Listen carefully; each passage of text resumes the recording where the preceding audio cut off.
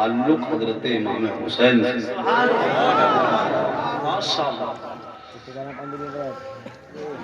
हजरत यहाँ तशरीफ लाएंगे, वो तुम्हें देख के कैसा महसूस करें?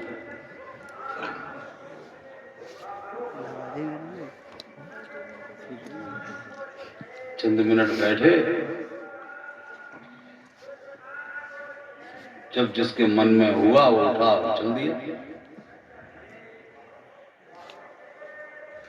इतना वक्त तो हुआ नहीं है कि साहब आपको नींद परेशान कर रही है।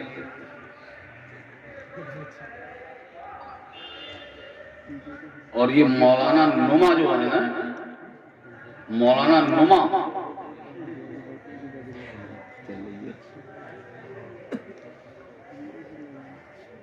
इनसे ज्यादा नुकसान हो रहा है। पढ़ते पढ़ाते तो कुछ है नहीं, थोड़े बहुत दिन मदरसे में रोटी तोड़ी, पढ़ा पढ़ाया कुछ भी नहीं, लंबा सा कुर्ता पहन लिया, पैंट के ऊपर पैजामे का पैंटे बना रहे हैं आजकल, लंबी सी टोपी लगा ली ऊंची सी, जो बन गया लामा।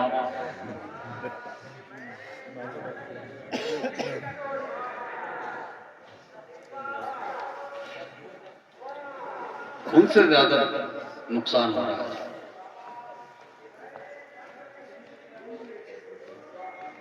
अच्छा, मदरसे में पढ़ने वाले जो बच्चे हैं, उनमें भी वो न तहजीब है, न तमद्दुन है, न एहतराम है। असातिज़ा तक का लिहाज नहीं है, अपने उस्तादों का भी कोई लिहाज पास नहीं है। मेरे उस्ताद गिरामी यहाँ जलवा अफरोज हैं, खुदा की कसम हम आज भी वैसा ही एहतराम करते हैं जैसा पढ़ने के जमाने में करते हैं। सुभान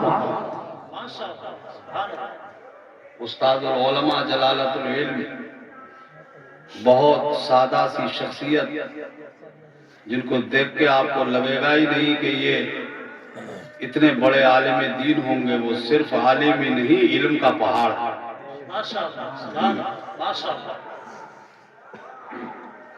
हिंदुस्तान के जो जलीलुल कद्र उलमा में जिनका खुसूसी तौर पे शुमार होता है, उनमें मेरे उस्ताद गिरामी हजरत अल्लामा मौलाना मुफ्ती फरीद अहमद साहब नूरी दामत बरकातुहुल आलिया।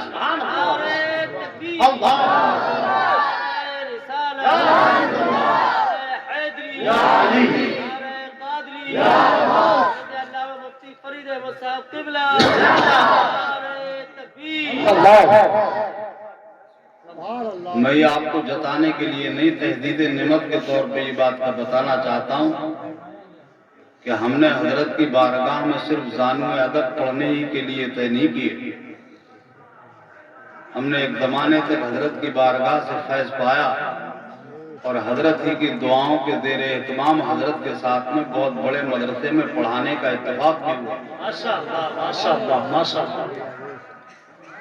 हम मदरसे के स्टाफ में थे, मुदर्रिस थे, साथ साथ हम लोग पढ़ाते थे। जब मीटिंग वगैरह का वक्त होता था, इकट्ठे होते थे तमाम असातिज़ा। हजरत बहुत कोशिश करते थे कि बराबर में आकर बैठ जाओ, मगर खुदा की कसम मैंने कभी बराबर में बैठने की जरूरत नहीं की।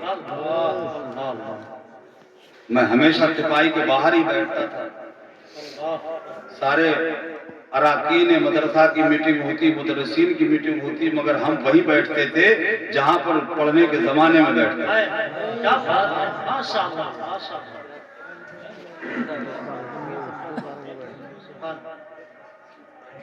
आज तो बच्चे पढ़ते भी हैं, दरसगाह में रस्म चल रही है, तो फिर उसके बाद कोई लिहाज बात नहीं है उस्ताद का। उस्ताद को उस्ताद कहने को तैयार नहीं है। हाल ये है, अगर थोड़ी सी आवाज अच्छी हो गई, नातूत पढ़ने लगा, थोड़ा सा लहरा वहरा मारने लगा, तो मेंबर शरीफ को आएगा, मैक पे खड़े होकर उसके उस्ताद बैठे होंगे, तो इतना तो कह देगा उस्तादुल असातिज़ा। ये नहीं कहेगा ये मेरे उस्ताद, ये कहने में वो तौहीन समझता है। अल्लाह अल्लाह।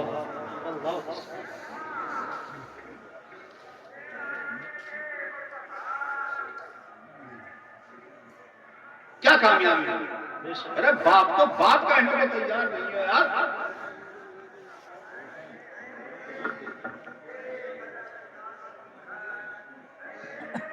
जो अपने बाप को बाप ना कह सके तो वो क्या वफादारी निभाएगा।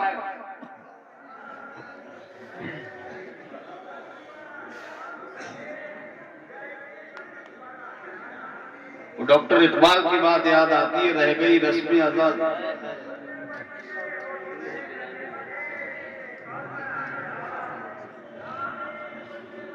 रस्में अदा रह गई और रस्में अदा भी क्या हुई, टेढ़ी मेढ़ी। अदान तक तो ठीक नहीं हो रही है।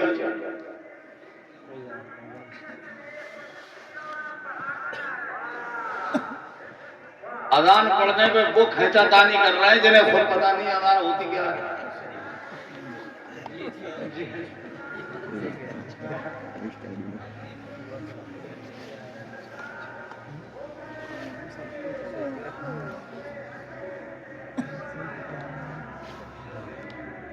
कुछ लोग उधर दुकान लगी हुई है सामने, वहां पर घूम फिर करके चहल कदमी करके समझ रहे हैं हम तो जलसे में आए हुए हैं। कुछ मदरसे में बैठे होंगे और कुछ खाना खाने आए थे, उन्होंने अपने घाटी तक अड़े ली और चले गए। अरे यार किसी का खाओ तो थोड़ा सा नमक हलाली तो करो। बहुत अच्छी बात है। मुसलमान इतना गया गुजरा हो गया कि नमक खा के भी हलाल नहीं कर रहा है। और वो देखा था अभी पिछले, सिर्फ एक हवा सी चला दी गई है, नमक बांटा गया था। नमक राशन कार्ड है तुम लोगों का, गए कभी गल्ला लेने, नमक की थैलियां दी गई तो ये कह के दी गई थी नमक खा रहे हो हलाल करिए। और गवर्नमेंट करवा दी। वो इतने पक्के नमक हलाल, जो ओरिजिनल नमक हलाल थे वो अपना नमक हलाल नहीं कर रहे हैं। जिनके यहाँ नमक हलाली का कोई तसव्वुर नहीं था उन्होंने गवर्नमेंट बना दिया।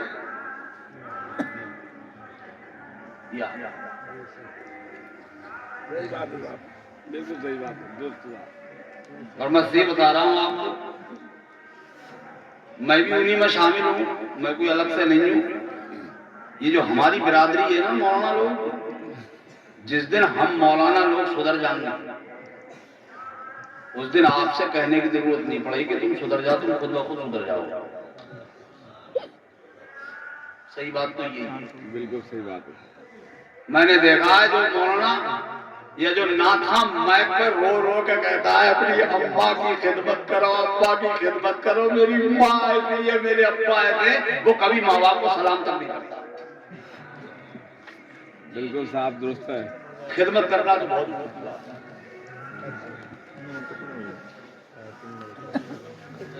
मैं कुछ देखा दाखी की बात नहीं कर रहा हूं, मैं तजर्बे की बात बता रहा हूं। आंखों देखिए, अपने आप को मुफ्ती कहला रहा है, अल्लामा कहला रहा है, और उस अल्लामा मौलाना हुकूके वालिदैन पे अच्छा खिताब भी करता है। मगर मैंने अपनी आंखों से देखा है वो मुफ्ती वो मौलाना ने अपनी कमाई से कभी अपने बाप को एक बीड़ी तक नहीं पिलाई। अल्लाह क्या काय के आलिम हो तुम, काय के मुफ्ती हो तुम। ऐसे मुफ्ती, ऐसे मौलाना, ऐसे हाफिज, ऐसे कारी से अगर माँ राजी नहीं है, बाप राजी नहीं है, तो याद रखना तुमसे मेरा अल्लाह राजी नहीं है। बेशक बेशक, क्या तल्ख हकीकत है सर। बहुत अच्छा बात। जो कत्ता मुकत्ता बने फिरो होना कुछ नहीं। मेरे नबी ने कहा था कि कुर्बे कयामत ईमान यहां तक रहेगा, यहाँ सिर्फ हलक तक, नीचे को उतरेगा ही नहीं। तो ये मौलवियत की ही तक टक गई है, आगे उतरी।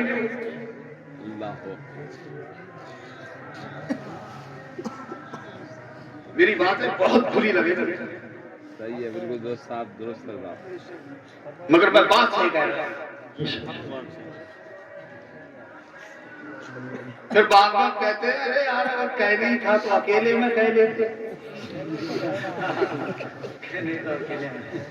वो मौलाना यार सबके सामने उछेल देते, अकेले में ही समझा दे, अकेले में। अरे तुम्हें क्या अकेले में समझा दे? इन्हें सबके सामने समझाओ, तुम अलग समझाओ। तुम कोई खास क्वालिटी के हो या तुम्हारा खुदा और है, तुम्हारा नबी और है?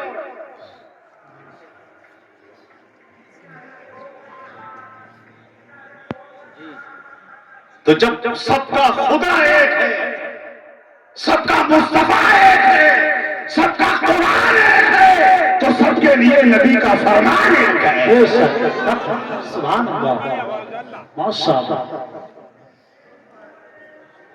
मेरे अजीज भाइयों, ये बहुत दर्दनाक कैफियत है हमारी।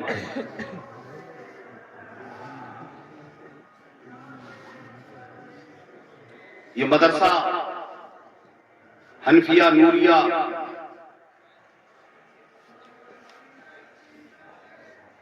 जिसकी चार दीवारी में रहकर के कुछ बच्चे अपने सीने को इल्मे दीन के जरिए रोशन और मुनव्वर कर रहे हैं। उस्ताजुल कुर्रा हाफिजुल कारी हजरत मौलाना इरशाद नूरी साहब को बुला के दे रहे इत्माम। ये जलसा संवर रहा है, आरास्ता हो रहा है, इसके अराकीन, इसके कमेटी वाले वो भी कोशा होंगे, वो भी देख रेख कर रहे होंगे। है आपकी कमेटी का? है यहाँ पर मदरसे कमेटी में से है कोई यहाँ? अच्छा माशाअल्लाह, एक साहब तो देखो।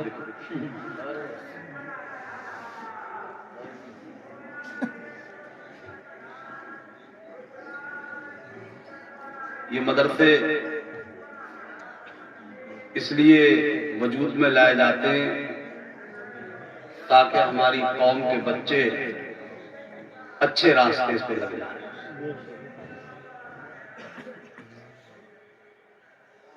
ताकि हमारी कौम, हमारी नस्ल अच्छा रास्ता इख्तियार करे, अच्छे रास्ते पे चलकर वो दुनिया वालों के लिए भी नमूना बने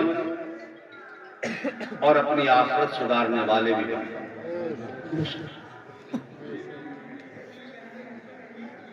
इनको आरास्ता किया जाता है।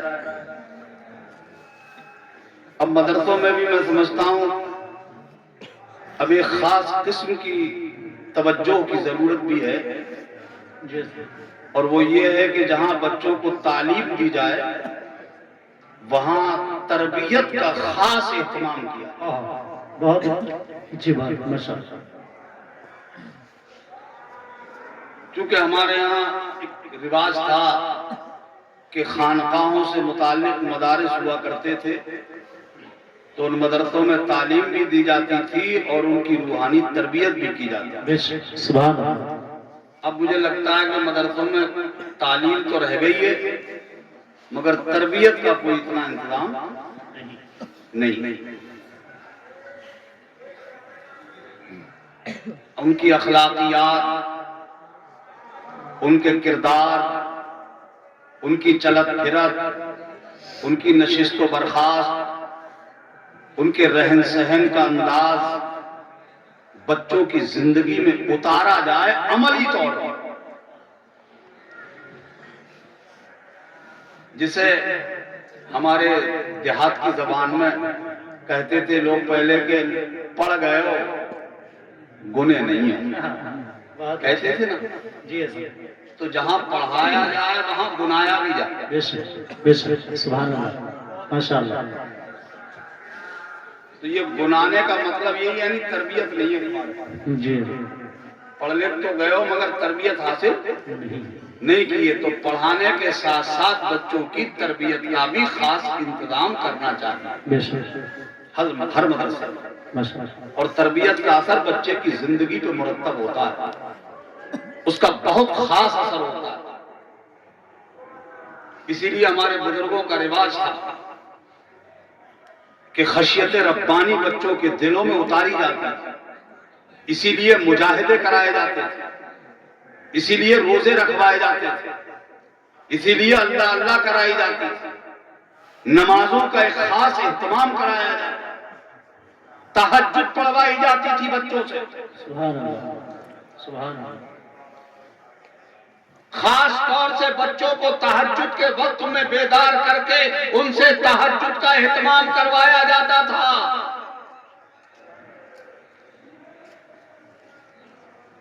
ताकि दिन के उजाले में हम बच्चों का ज़ाहिरी जिस्म आरास्ता कर सके और रात के अंधेरे में बच्चों की रूह को मुनव्वर और ताबनाक बना सके।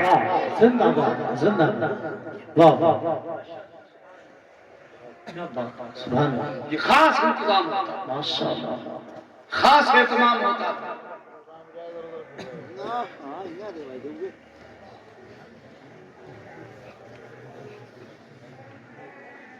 और उसके लिए आज हम लोग अपनी आवाम, अपनी कौम को बुजुर्गों के साथ जोड़ने की कोशिश करते हैं। जी, ये पीरा मुरीदी क्या चीज है?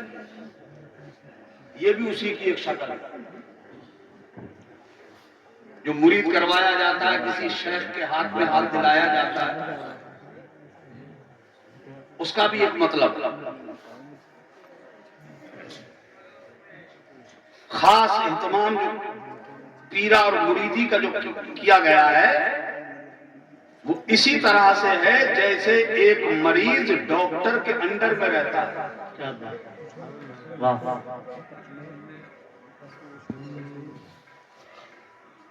डॉक्टर की निगरानी में रहता है, इसी तरह से एक मुरीद पीर की निगरानी में रहे। क्योंकि मर्ज दो तरह के होते हैं, एक मर्ज जिस्मानी होता है और एक मर्ज रूहानी होता है। जिस्मानी मर्द का इलाज कराने के लिए हमारे पास मराकज़े इलाज हैं, इलाज के मरकज हैं, हॉस्पिटल्स हैं, तबीब हैं, हकीम हैं। एक तबीब साहब अल्लामा मुफ्ती आमिर जफर साहब, माशाअल्लाह, सुभान अल्लाह, ये भी तवाबत का काम कर रहे हैं, इनका भी मतलब है। ये जिस्मानी इलाज करने वाले लोग डॉक्टर हैं, ये इलाज कर रहे हैं जिस्मानी। रूह का इलाज कौन करेगा? जैसे जिस्म बीमार होता है ऐसे ही रूह बीमार होती है। तो जिस्म का इलाज करने के लिए तो डॉक्टर हैं, हकीम हैं, तबीब हैं, और रूह का इलाज कौन करेगा? अगर रूह बीमार हो जाए तो इलाज कौन करेगा? तो आपको शायद ताज्जुब हो इस वक्त कि हम तो जिस्म की बीमारी के बारे में सुनते आए थे, क्या रूह भी बीमार होती है? ये तो हम पर इंकिशाफ कभी नहीं हुआ, कभी हमें मालूम नहीं हो सका कि रूह भी बीमार होती है। तो याद रखिएगा, जैसे इंसान का जिस्म बीमार होता है ठीक इसी तरह इंसान की रूह भी बीमार होती है। क्या,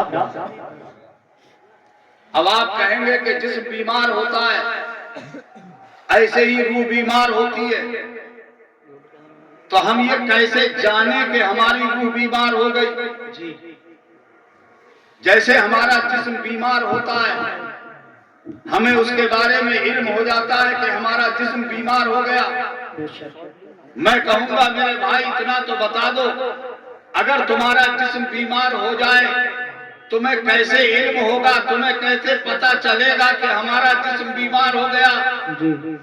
तो आप कहेंगे कि हम इसकी चंद निशानियां जानते हैं, इसकी कुछ अलामतें हैं, इसकी कुछ पहचान है जिसके जरिए से हम जान लेते हैं कि हमारा जिस्म बीमार हो चुका है। मैंने कहा वो क्या अलामात हैं जिनके जरिए आप जानते हो?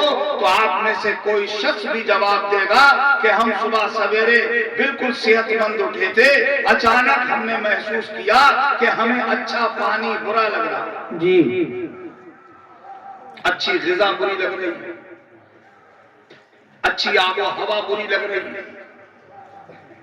जब हमें अच्छा पानी बुरा लगने लगा तो हमने अंदाजा लगा लिया कि हमारा जिस्म बीमार हो गया।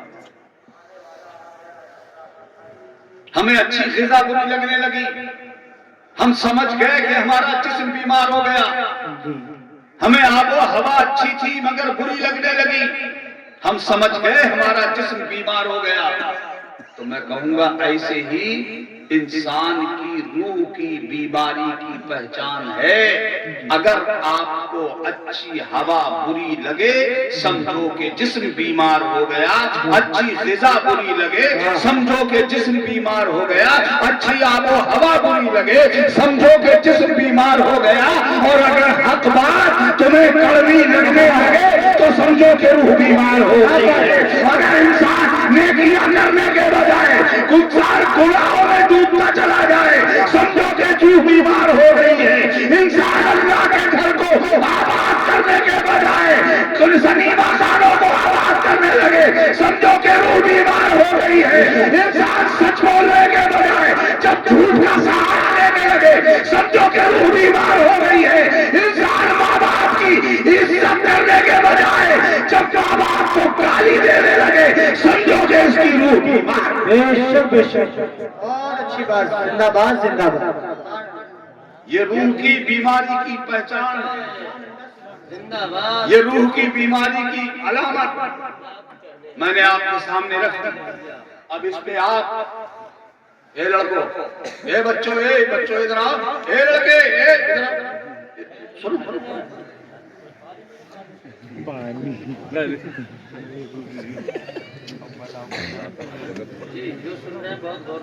बात समझ आ रही है? असल में सिर्फ तरबियत मदरसों ही में नतीजा है जी। अब जरूरत है कि तरबियत घरों में भी होना चाहिए। बेशक बेशक। देखो अब आंखें खोलो बेटा, ये मोबाइल की लाइट बंद कर लो, ये लाइट जो है तुम भी बंद कर लो भैया, ये स्टैंड पे लगाए हो बेटा, ये मोबाइल की लाइट बंद कर लो।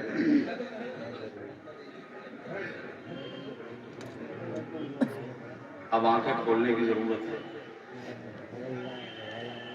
ये जो रात दिन हम लोग भागे फिर रहे हैं, न दिन का पता न रात का पता, बस इसी कोशिश में है पैसा पैसा पैसा दौलत जल्दी से इकट्ठी कर लें। और इस दौलत इकट्ठे करने के चक्कर में हम बच्चों को देख ही नहीं रहे। सही बात। टाइम नहीं है हमारे पास कि हम बच्चों को लेके बैठे कर भी अपने बच्चों के बीच में बैठे, उनसे जानकारी लें, कुछ अपनी उन्हें सुनाएं, कुछ उनकी सुने जी। अब तो ये है कि था बाप सुबह सवेरे उठा और निकल गया, रात में किसी टाइम आकर सो गया, 8-8 दिन हो जा रहा है, बच्चों से मुलाकात ही नहीं हो रही। सही बात। क्योंकि बाप के उठने का टाइम और है और बेटे का उठने का टाइम और। सही बात। मुलाकात हो ही नहीं रही। 15-15 दिन हो जा रहे हैं, महीना भर हो जा रहा है, बाप से बेटे की मुलाकात नहीं हो पा रही। एक छत के नीचे रहते हैं, एक घर में रहते हैं और फिर भी मुलाकात नहीं। मेरे भाई, ये दुनिया तो नहीं चाहेगी कि तुम बच्चों से मिल सको। ये दुनिया तुम्हारे और बच्चों के बीच में दीवार बन के खड़ी रहेगी, मगर इस दीवार को तोड़ के थोड़ा वक्त निकालो, अपने बच्चों के बीच में बैठा करो, उन्हें अपने पास बिठाया करो, उनसे भी जानकारी लिया करो, कुछ अपनी जानकारी उनसे साझा किया करो। आपस में एक दूसरे से शेयर करो, एक दूसरे की जानकारी लेने की कोशिश करो। आप ये बच्चों पे नजर रखो कि मेरे बच्चे की सोसाइटी क्या है, मेरे बच्चे की संगत क्या है, मेरे बच्चे की नशिस्त व बर्खास्त क्या है, मेरा बच्चा कैसे लोगों के बीच रहता है, इसके दोस्त कौन है, इसके यार कौन है, इसके चाहने वाले कौन हैं, ये किन भी लोगों के बीच बैठ के जिंदगी गुजार रहा है। जिन लोगों के साथ मेरे बच्चे का याराना है, मेरे बच्चे का दोस्ताना है, उनका बैकग्राउंड क्या है, वो नशेड़ी तो नहीं है, वो बिगड़े हुए लोग तो नहीं है, वो समझे आप समाज की बीमार रूहें तो नहीं है, वो ऐसों के साथ मेरा बच्चा तो नहीं लग गया है। ये तो जानकारी आपको लेना ही चाहिए। अगर आपका बच्चा ऐसों के बीच में जाने की कोशिश कर रहा है या नादानी के तौर पर ऐसों के बीच में फंस गया है, तो तुम्हारी ड्यूटी है कि ऐसी बद सोबतों से अपने बच्चे को निकालो और उसे रसूलुल्लाह के बताए हुए रास्ते पे लगा दो, उसे अच्छे समाज में लाने की कोशिश करो। उसे बताओ बेटा, तुम तीमारबाजों के साथ जीने के लिए नहीं आए, बदमाशों के साथ जिंदगी गुजारने नहीं आए, ये बदअखलाकों के साथ रहने के लिए नहीं आए, झूठों के साथ रहने नहीं आए। तुम सच्चे नबी का कलमा पढ़ने वाले सच्चों के साथ जिंदगी गुजारने आए हो, सच्चाई के साथ। नारे तकबीर, नारे रिसालत, नारे गौसियत, असल के आला हजरत मदरसा हनफिया नूरिया हजरत अल्लामा हनीफुल कादरी साहिब किबला जिंदाबाद। कभी बच्चों से सीखे हम, कभी बच्चों को सिखाएं, उनसे तो कुछ जानकारी लें, मालूमात करें उनसे, मगर हमारे पास वक्त ही नहीं। किनके साथ रहता है हमारा बच्चा, कहां जाता है हमारा बच्चा, और सिर्फ इतना ही नहीं, आज जरूरत इस बात की है कि बच्चों पर आप बेजा एतमाद भी मत करो, बेहिसाब भरोसा भी मत करो, इसलिए कि आपका बेजा एतमाद करना भी बच्चे को बिगाड़ सकता है। सही बात। और उसका नतीजा आप देखते ही हो। हमारी तो बेटी जवान है, कॉलेज में पढ़ रही है, हमें तो पूरा भरोसा है, पूरा भरोसा। थोड़े दिन के थोड़े दिन के पास चला है, चमार के साथ चली,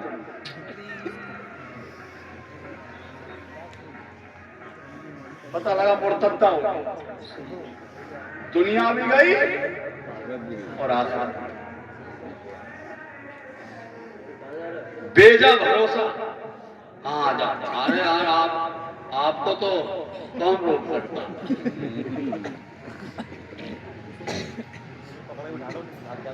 मैं गलत नहीं कह रहा, बेजा भरोसा भी बच्चे को बिगाड़ सकता है। इसलिए कई तुम रात में ये देखते हो कि हमारा बच्चा कंबल में मुंह दबा के सो रहा है, कभी कभी तो उसका कंबल भी खोल के देख ले करो, ये सो रहा है कान में लीट लगा के कुछ और कर रहा है। जी बिल्कुल सही बात है दोस्त, बोलो बात सही है गलत है, कुछ तो बोलो यार।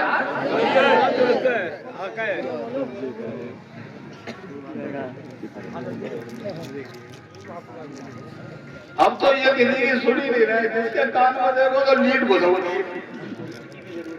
अब तो लीट क्या, वो लीट है ही नहीं, खाली इतना बड़ा खुदना होता हुआ है, छुंची वो।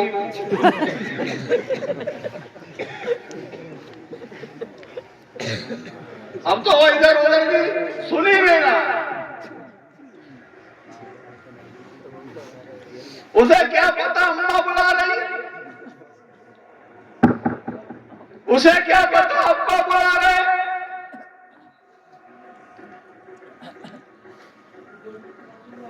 ए माँ बाप की आवाज को नकार देने वालों, माँ की पुकार को नजरअंदाज कर देने वालों, जानते हो आपके प्यारे आका सरवरे कौनो मकां फखरे दारैन सल्लल्लाहु ताला अलैहि वसल्लम इरशाद फरमाते हैं, ए मेरे उम्मतियों काश मेरी माँ होती,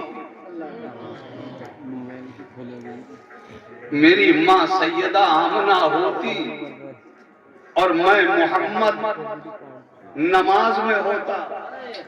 और मेरी माँ आमना मुझ मोहम्मद को मोहम्मद कह के पुकारती, तो ये मेरे उम्मतियों, मैं मोहम्मद नमाज छोड़ के अपनी माँ की खिदमत में हाजिर हो जाता।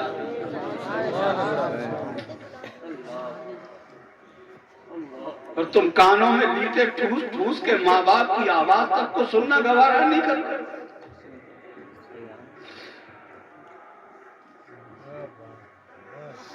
ये नाशुक्री तुम्हें बहुत महंगी पड़ेगी।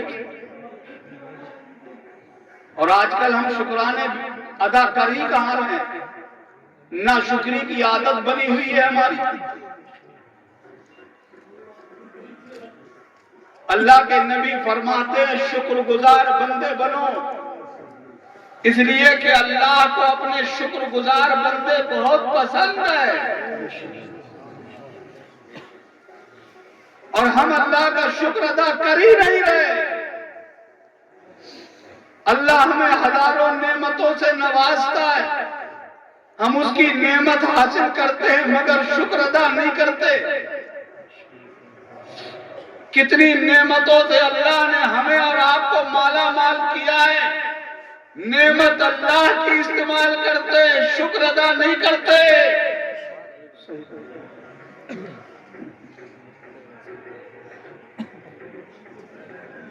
मेरे आका करीम सल्लल्लाहु ताला अलैहि वसल्लम के शान करीमी तो देखो।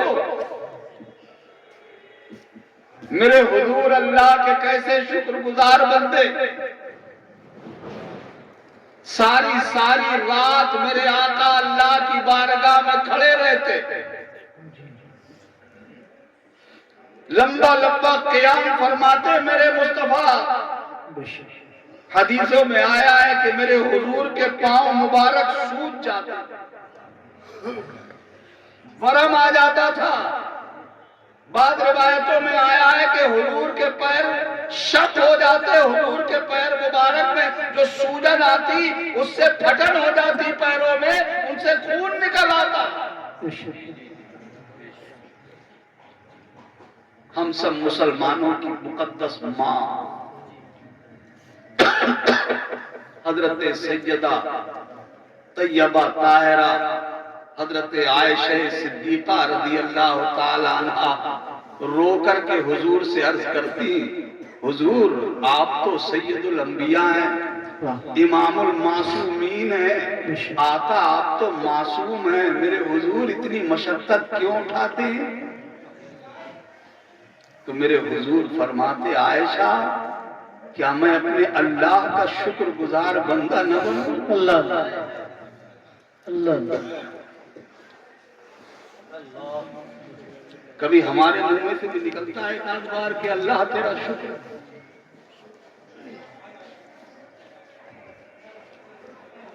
कभी शुक्राने की भी नफल पढ़े दो चार, कभी सजदा शुक्र अदा किया है। अल्लाह की हजारों नेमतें इस्तेमाल करने के बाद भी हम लोग अल्लाह का शुक्र अदा नहीं करते हैं। नेमत अल्लाह की इस्तेमाल करें और उसे नेमत के बदले में अल्लाह की बारगाह में ये तक ना कहें कि अल्लाह तेरा शुक्र है। अरे सलाम है फिलिस्तीन के उन मजलूम मुसलमानों को, खुदा की कसम बाप का जनाजा पड़ा हुआ है, माँ के चिथड़े उड़ गए हैं, बेटे की लाश फटी हुई है। ऐसे आलम में भी मीडिया उसके सामने माइक लगा के पूछता है बताओ क्या हाल है, तो वो अपनी जबान में आसमान की तरफ उंगली उठाकर अर्ज करता है, ये सब कुछ देखने के बाद कहता है मैं जिस हाल में भी हूँ अल्लाह का शुक्र है, अल्लाह का शुक्र। सुभान अल्लाह, सुभान अल्लाह। और हम आयश में रहने के बाद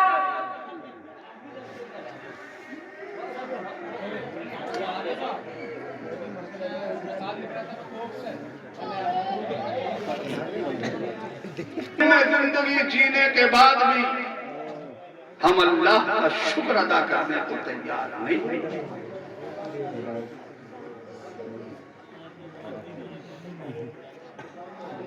पानी अल्लाह का दिया हुआ पिए, खाना अल्लाह का दिया हुआ खाएं।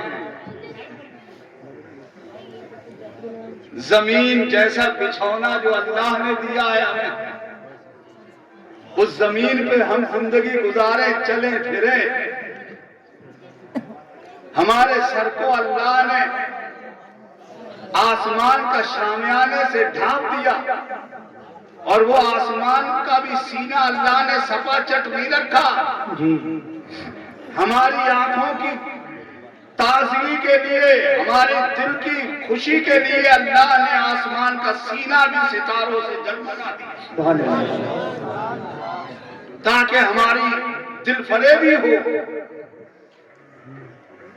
ये सब इस्तेमाल करने के बाद भी हम अल्लाह का शुक्र अदा नहीं करते। पेट भर के खाते हैं, टिटुए तक आ जाती है, डकार तक आने में तकलीफ होती है, फिर भी नहीं कहते हैं फिर भी अल्लाह तेरा शुक्र।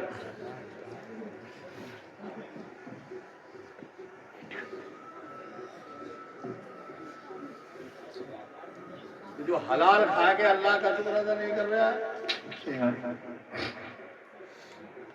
वो हराम खा के क्या?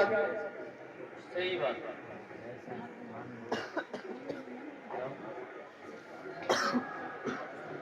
जबान से अदा करते रहा करो, अल्लाह तेरा शुक्र है, अल्लाह तेरा शुक्र है। क्योंकि अल्लाह को शुक्रगुजार बंदे पसंद है। आप बुजुर्गों की जिंदगी में झांक के देखोगे, अल्लाह वालों की हयात तैयबा पढ़ोगे, उनकी जिंदगी के हर हर पहलू से तुम्हें अल्लाह की शुक्रगुजार की नजर आए। कदम कदम पे अल्लाह का शुक्र अदा करते थे। बल्कि गालिबन मैंने कहीं पढ़ा है, हजरत इमाम ग़ज़ाली का कौल है या किसी और साहिब तसव्वुफ़ बुजुर्ग का कौल है। वो फरमाते हैं, जो हम लोग सांस लेते हैं, कहते हैं जो सांस अल्लाह की याद से गाफिल हो, ऐसी सांस का लेना हराम।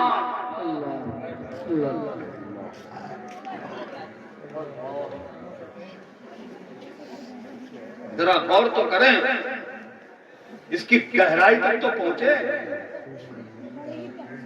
वो सांस जो अल्लाह की याद से गाफिल हो, ऐसी सांस लेना।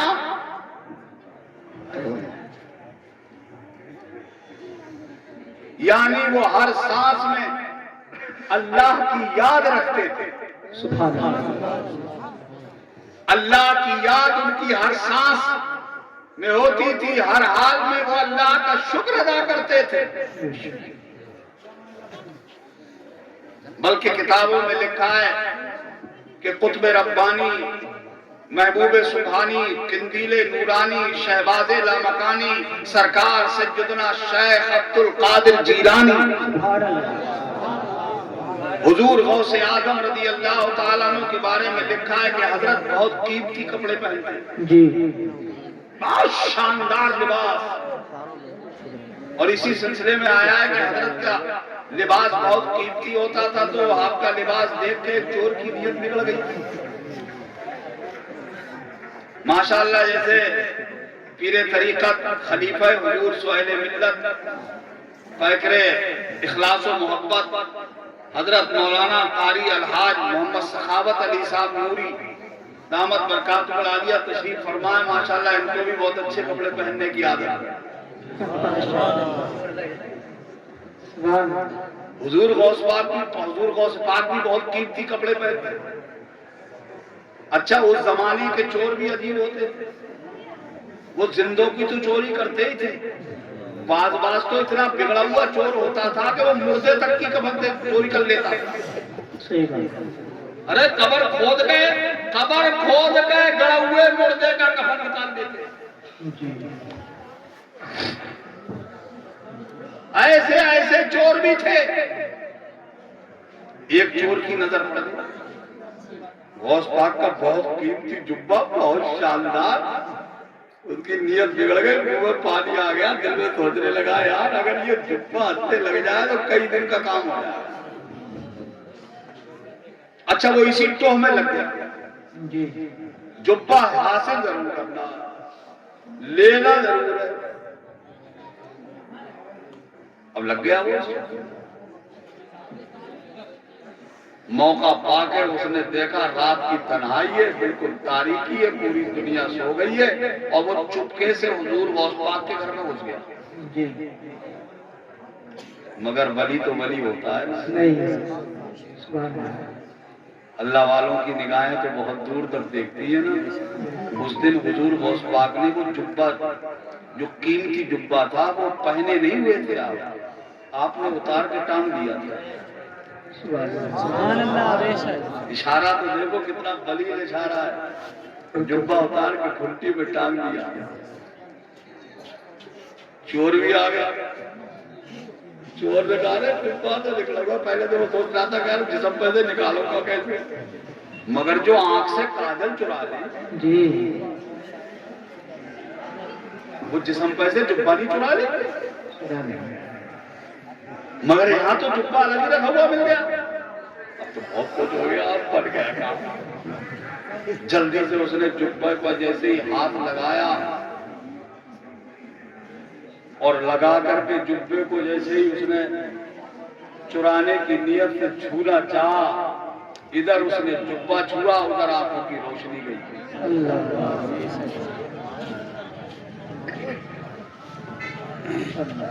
वो समझ रहा था कि गौस पाक तो सो रहे हैं। जी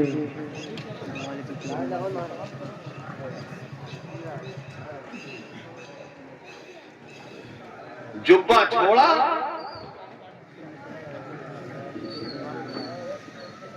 रोशनी आ गई। जी सब लोग अदब के साथ खड़े हो जाओ। नारे तकबीर, नारे सलात,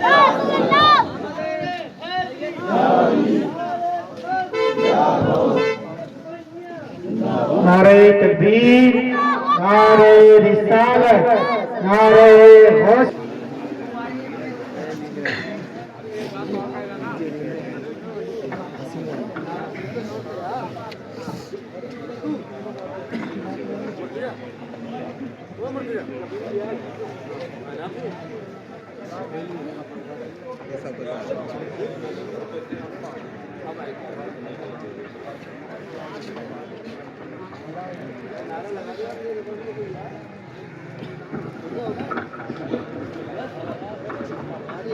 क्यों भी वहां उठ के क्यों खड़े हो गए आप लोग? जरा सब लोग इधर ये मदरसे में क्या कर रहे हो तुम लोग? सबको लेके आओ, कारी साहब सबको बुलवा लो यहाँ, और सबको फिर हजरत के हाथों को बैत कराओ और सलाम पढ़ो।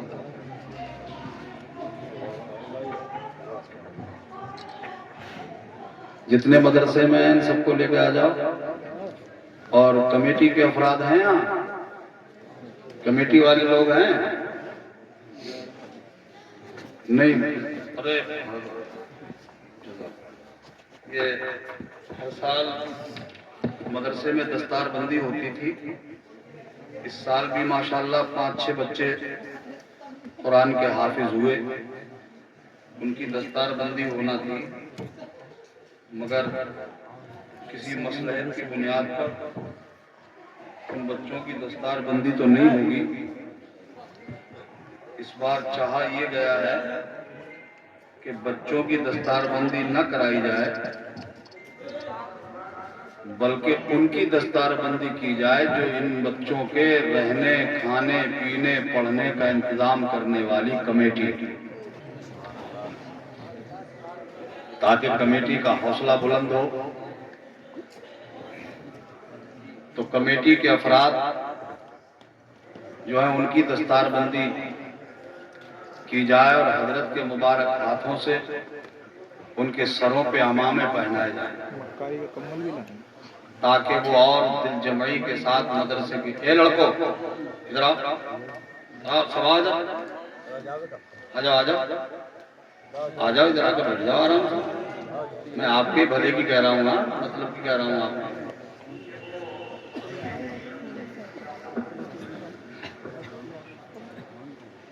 ये मदरसे में जितने हैं सब इधर आ जाओ भैया। अब जलसा हो गया, अब सलात सलाम होगा।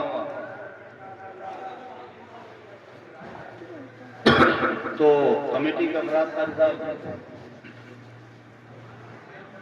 मैं जिन हुजूर गौस पाक की बात कर रहा था उन्हीं गौसे आदम के खानदान के फर्द फरीद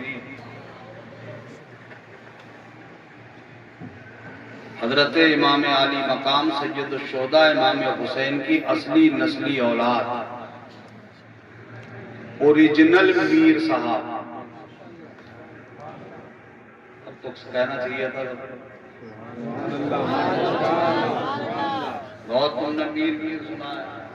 अरे मुफ्ती साहब हजरत अल्लामा मौलाना मुफ्ती खुर्शीद आलम साहब किबला खलीफा हुजूर सुहेल मिल्लत व खलीफा हुजूर ताजुल शरिया खतीब इमाम जामा मस्जिद जलवा फौज माशाअल्लाह। अब कोई बयान नहीं, कोई तकरीर नहीं, तो मैं कह रहा था बहुत मीर मीर तो सुना हो आप लोगों ने, बहुत मीर साहब। अल्हम्दुलिल्लाह आपके बीच असली मीर साहब तशरीफ फरमा, ओरिजिनल बिल्कुल 100% माशाअल्लाह, बिल्कुल ओरिजिनल असली नस्ली, जिनकी मीर साहब होने पर कसम उठाई जा सकती है।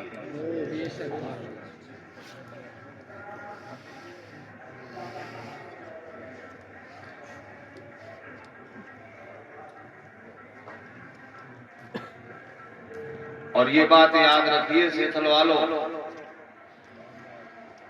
मेरे आका करीम सल्लल्लाहु ताला अलैहि वसल्लम की नस्ल पाक में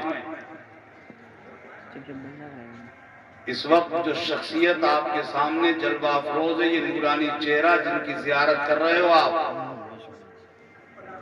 ये मेरे हुजूर के सिलसिला नसब में 49वीं औलाद है।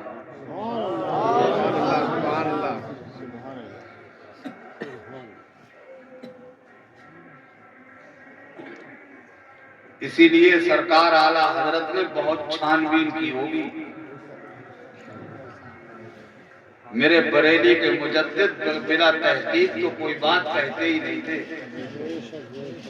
सरकार आला हजरत ने इसी खानदान को खुसूसियत के साथ इस खानदान की तरफ इशारा करके कहा था कि कैसे आकाओं का बंदा हूं रजा,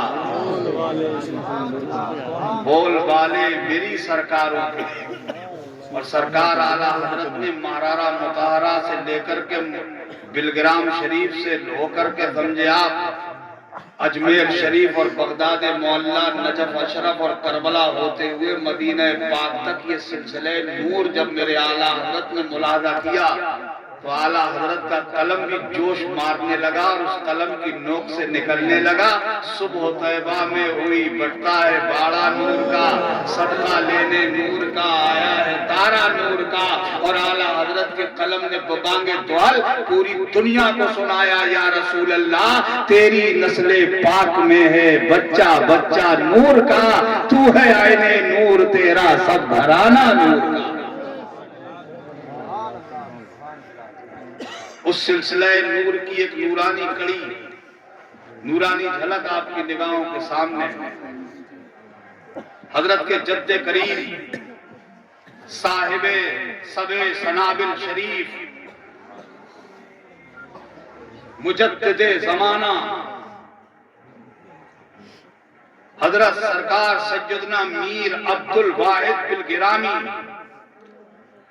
खुदा की कसम उनका मुजद्दिदी कारनामा, उनका तजदीदी कारनामा, उन्होंने शियत के कमर तोड़ जनाजा निकाल दिया हाफिज का। उनकी किताब सबे सनाबिल शरीफ पढ़ो, हकीकत खुल के सामने आज उन्हीं के शहजादे आपके बीच जलवा फरोज सरकार मीर अब्दुल वाहिद बिल गिरामी के बेटे मीर सैयद सुहेल मियां साहब, ये है असली मीर। लिहाजा सबके सब अपने आप को इस दामने करम से जोड़ दो। ताकि आपका सिलसिला हजरत के जरिए मदीना पाक से जुड़ जाए और हश्र का मैदान हो, सारे अव्वलीन व आखिरीन जमा हो और हजरत के नाना जान मेरे आका व मौला सरवरे कौनैन सल्लल्लाहु तआला अलैहि वसल्लम अपने चहीते बेटे, वो जिनके बारे में मेरे नबी फरमाए हुसैन मिन्नी व अना मिन हुसैन, जिनके बारे में मेरे आका इरशाद फरमाए मैं हुसैन से हूँ, हुसैन मुझसे है। उस चहीते बेटे को जब मेरे आका जन्नत के दरवाजे उनके लिए खोले जाएं और मेरे सरकार कहें शहजादे आओ, और हजरत इमाम आली मकाम अपने बेटे हजरत इमाम ज़ैनुल आबिदीन को देख के कहे बेटा आओ, वो अपने बेटे हजरत इमाम बाकर को कहे बेटा आओ, वो अपने शहजादे को पुकारे बेटा आओ, वो अपने शहजादे को पुकारे बेटा आओ। इस तरह से ये सिलसिला आगे बढ़ता चला जाए, यहाँ तक कि गौसे आदम तक बात आए और फिर आगे बढ़े और बढ़ते बढ़ते हिंदुस्तान तक आ जाए। और हिंदुस्तान में हजरत मीर अब्दुल वाहिद फिर गिरानी अपने बेटे को पुकार के कहे बेटा मीर तैयब आ जाओ, मीर अब्दुल जलील फिर गिरानी आ जाओ। वो अपने बेटे को आवाज दे और वो अपने बेटे को आवाज दे, वो अपने बेटे को आवाज दे। सिलसिला चलकर हजरत सरकार सज्जदना समीर ताहिर मियां साहब तक आ जाए और हजरत मीर ताहिर अपने बेटे हजरत मीर सोहेल से कहे बेटा आ जाओ,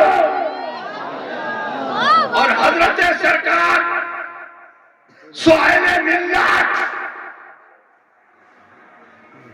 आगे तशरीफ ले जाए।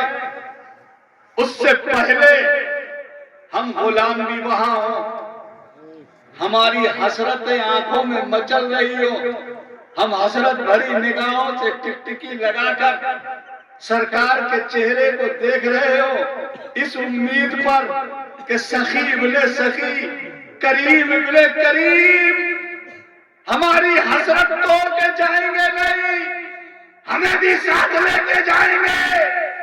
और जब हमारी आंखों में मचलती हुई हसरत मुलाजा कर ले तो फरमाए दीवानों परेशान ना हो, आओ मेरे दामन में आ जाओ।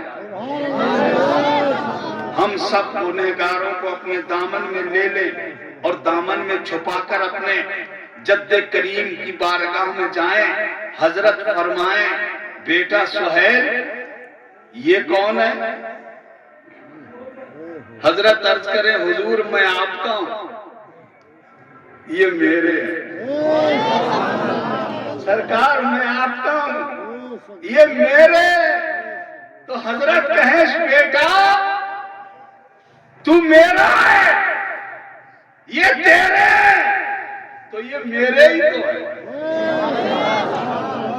हम हैं उनके, वो है तेरे, तो हम हुए तेरे। इससे बढ़कर तेरी संत और वसीला क्या है?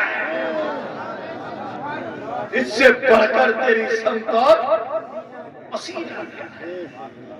हजरत के जद्दे करीम भी हजरत के साथ हम गुलामों को अपने दामन में छुपा ले, वो अपने जद्दे करीम के दामन में छुप जाए, वो अपने जद्दे करीम, यानी ये सिलसिला आगे बढ़े। मीर सुहेल अपने दामन में छुपा के अब्बा जान की खिदमत में हाजिर, वो अपने दामन में छुपा कर वो अपने अब्बा जान की खिदमत में हाजिर। इस तरह से सरकार मीर अब्दुल वाहिद बिन गिरामी सब गुलामों के साथ हजरत गरीब नवाज के दामन में, हुजूर गरीब नवाज सब गुलामों को दामन में छुपाकर गौसे आजम के दामन में, गौसे आजम सब गुलामों को दामन में छुपाकर मौला अली के दामन में, और मौला अली सबको अपने दामन में छुपा के नबी के दामन में। और जब सब नबी के दामन में तो उस्ताद ज़मान अल्लामा हसन का ये शेर पा जा रहा होगा, ढूंढाई करे सदरे कयामत के सिपाही, वो किसको मिले जो मेरे दामन में छुपा। नारे तकबीर, नारे रिसालत, नारे गौसियत, मसलके आला हजरत, मदरसा हनफिया नूरिया, वाहिदी दूधा, हुजूर सैयदी सरकार सुहेल मिल्लत जिंदाबाद। इसलिए सब के सब अपने आप को इस दामन से जोड़ दो। इंशाअल्लाह ये दामन यहाँ भी काम आने वाला है और मैदान क़यामत में भी काम आने वाला है। खलीफा हुजूर साहिब मिल्लत हजरत हाफिज़ कारी इरशाद अजहरी साहब भी माशाअल्लाह जलवा अफरोज है। आज तो इनको बहुत अच्छा मौका मिला है। काफी वक्त से आज हजरत की खिदमत करने का मौका इनके हिस्से में आ गया। करम फरमाया हजरत ने, वक्त से बहुत पहले हजरत तशरीफ ले आए, मगर पाबंदी लगा दी, ऐलान नहीं किया जाएगा, बताया नहीं जाएगा, नशर नहीं किया जाएगा, किसी को बताना नहीं है कि हजरत आए हुए, हजरत आए हुए, आराम की जरूरत, हजरत आराम करें। मगर मैं अदबन हुजूर की बारगाह में कुछ न कह सका, मगर मेरे दिल से बात निकल गई, मेरे दिल में ये बात घर कर गई, ये दिल में मेरे बात घूम रही थी। हुजूर आप कह रहे हैं पाबंदी लगा दो, मत बताओ। मैंने कहा हुजूर गुलशन पे तो पाबंदी लगाई जा सकती है, हुजूर गुलशन को तो पाबंदे सलासिल किया जा सकता है, मगर खुशबू को जंजीर कौन पहनाएगा? महक को कौन पाबंदे सलासिल कर सकता है? उसे कौन कैद कर सकता है? खुशबू को कौन रोक सकता है? गुलशन तो लगा दिया गया, पाबंदी लगा दी कि गुलाब छुएगा कोई नहीं, मगर इस गुलाब की पंखड़ी से उठती हुई खुशबू किसी के मशामे जाको मुअत्तर न करे, इसे जंजीर कौन पहनाएगा? दरवाजा बंद किया जा सकता है, खिड़की बंद की जा सकती है, मगर आले रसूल की खुशबू जब से दर की जमीन पे फैलने लगी तो हजरत को सोने को भी नहीं मिल सका।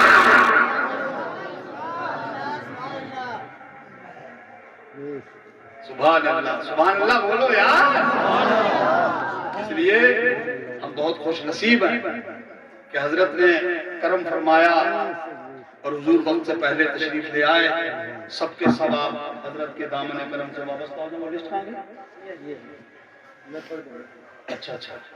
तो अब जरूरी है कि सब लोग हजरत के दस्ते हक परस्त पे जो पहले से मुरीद हैं, जो पहले से हजरत के दामन से जुड़े हुए हैं, या जो हजरत के वालिद गिरामी मेरे मुर्शिद इजाजत सरकार सैयदना मीर मोहम्मद ताहिर बिया साहब रहमतुल्लाह ताला अलैह, जिनके खास खलीफा हुजूर ताहिर मिल्लत उस्ताजुल हुफ़्फ़ाज़ वल क़ुर्रा हजरत हाफिज मोहम्मद इरशाद नूरी साहब क़िबला, सुभान अल्लाह कह दो। तो जो हजरत के वालिद साहब के पहले से मुरीद है वो लोग, जो हजरत से पहले से मुरीद है वो लोग, और जो तमन्ना लेके आए हैं वो तो खास तौर से, और जितने हैं आप, कोई एक बचना नहीं चाहिए, सबके सब हजरत के दामन से वाबस्ता हो जाओ। ये जो मडेरी पे बैठे हैं आप भी